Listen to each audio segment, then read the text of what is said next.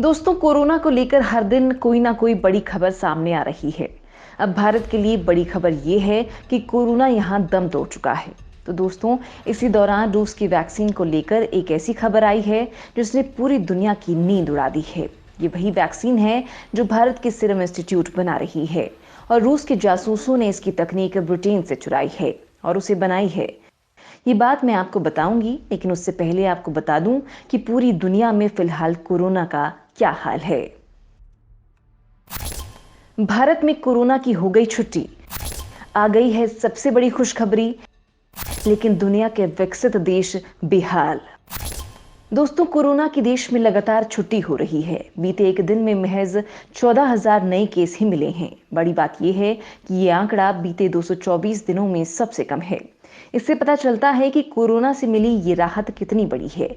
इसके साथ ही कोरोना से रिकवरी रेट भी 98% को पार कर गया है, जो मार्च 2020 से अब तक का सबसे ऊंचा स्तर है। इतना ही नहीं, एक्टिव केसों की संख्या में भी बड़ी कमी देखने को मिल रही है। एक तरफ नए केस महज 14,000 के पार हैं, तो वहीं 26,600 लोग इसी दौरान रिकवर हुए हैं। इसके चलते एक्टिव केसों की संख्या तेजी से कम होते हुए महज 2,14,000 की रह गई है। एक्टिव केसों का यह आंकड़ा पिछले 212 दिनों में सबसे कम है। दोस्तों, फिलहाल केरल, महाराष्ट्र, कर्नाटक, तमिलनाडु जैसे राज्यों में भी कोरोना के केसों में कमी के चलते ये स्थिति देखने को मिल रही है। कोरोना वायरस संक्रमण के केसों में इस कमी की एक वजह वैक्सीनेशन को भी माना जा रहा है। देश में अब तक 96 करोड़ कोरोना टीके लग चुके हैं। सरकार ने ऐलान किया है कि इस साल के अंत तक देश के सभी वयस्कों को कोरोना टीका लगाया जाएगा। ऐसे में इस बात की उम्मीद की जा सकती है कि इस साल के आखिर तक कोरोना की गति काफी हद तक कम हो जाएगी। कोरोना केसों में कमी के चलते फेस्टिव सीजन से पहले इकोनॉमी को भी राहत मिली है। जीडीपी के आंकड़े भी इस बात की गवाही दे रहे हैं। वहीं दोस्तों, कोरोना संक्रमण के मद्देनजर राजस्थान की सरकार ने संशोधित दिशा निर्देश जारी किए हैं। इसमें धार्मिक समारोह की इजाजत दी गई है, जिसमें अधिकतम 200 लोग शामिल हो सकेंगे। तो दोस्तों, केरल से अब तक सबसे ज्यादा केस सामने आ रहे हैं, लेकिन अब इसी केरल से एक अच्छी खबर सामने आई है। यहाँ कोरोना पर हुए एक सीरो सर्वेक्षण के मुताबिक केरल में 18 साल और इससे अधिक उम्र के 82% से अधिक लोगों में कोविड-19 एंटीबॉडी पाई गई है, जो कोरोना के खात्मे की ओर इशारा कर रहा है।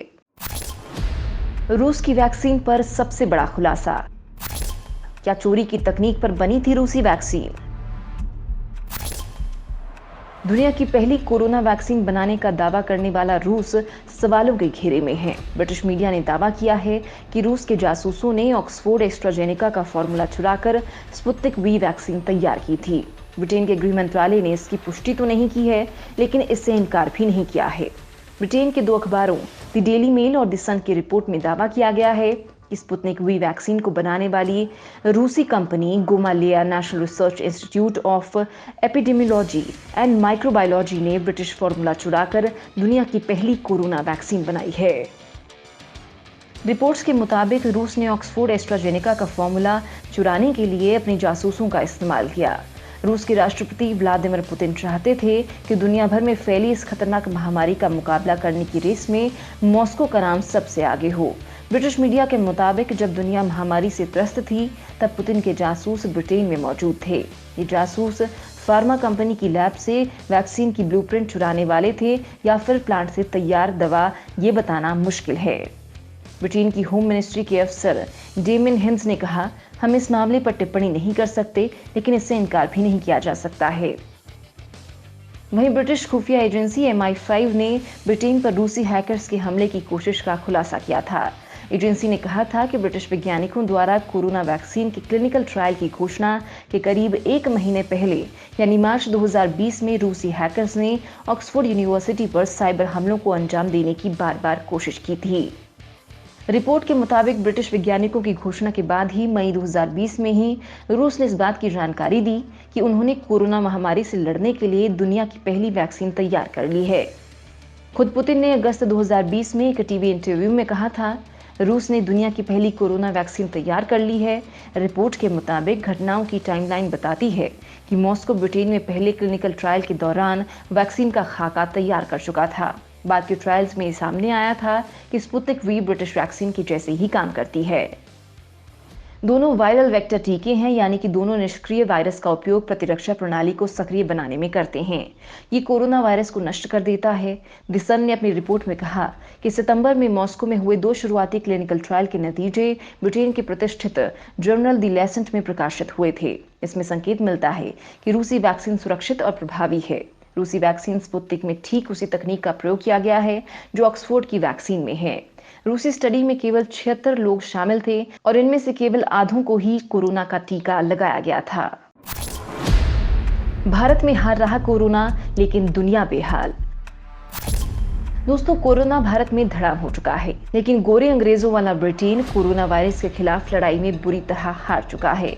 ब्रिटेन में एक रिपोर्ट के मुताबिक ये ब्रिटेन के इतिहास की सबसे बड़ी नाकामी में से एक है, जिसने सरकारी मशीनरी की कलाई खोल कर रख दी। रिपोर्ट में कहा गया है कि कोरोना महामारी के खिलाफ सरकार का रवैया बहुत ही शिथिल रहा, जिसने लोगों को मौत के मुंह में धकेल दिया। लापरवाही के कारण शुरुआती दौर में मृत्यु दर बढ़ती चली गई और अन्य देशों की तुलना में ब्रिटेन का प्रदर्शन सबसे खराब रहा। तो वहीं दोस्तों, दुनिया में कोरोना संक्रमण के मामले पहले के मुकाबले हालांकि काफी कम हुए हैं, लेकिन अभी भी कोरोना वायरस का खतरा टला नहीं है। तीसरी लहर आने के अंदेशे के बीच वैश्विक स्तर पर चिंताजनक संकेत मिल रहे हैं। अमेरिका और रूस में कोरोना संक्रमण के मामले अब भी कम होते नहीं दिख रहे हैं।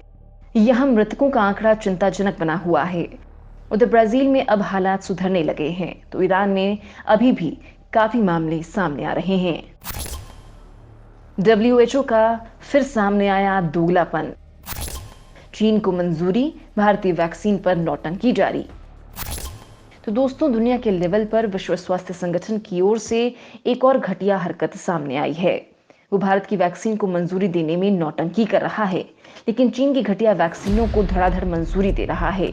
अब 60 साल से अधिक उम्र वालों के लिए तीसरी सिनोफार्म सिनोवैक कोविड वैक्सीन को मंजूरी दी है, जबकि ये वैक्सीन बिल्कुल फ्लॉप साबित हो चुकी है। तो वहीं भारत बायोटेक की वैक्सीन को इमरजेंसी अप्रूवल देने में WHO की नौटंकी लगातार जारी है। चीन को चुटकियों में अप्रूवल देने वाला WHO भारत को लेकर लगातार बयानवीर बना हुआ है। हालांकि अब उसने कहा है कि इस मामले में अगले हफ्ते एक बड़ी मीटिंग होने वाली है, जिसमें आखिरी फैसला किया जाएगा।